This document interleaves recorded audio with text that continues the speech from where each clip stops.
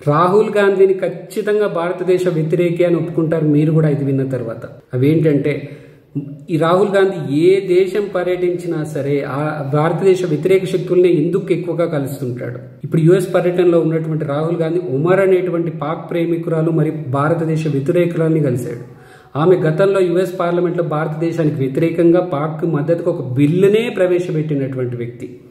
గతంలో మనం చూసాం భారతదేశ వ్యతిరేక శక్తులైనటువంటి ఖలిస్తానీ మద్దతుదారుని ఈ రాహుల్ గాంధీ కలుస్తాడు.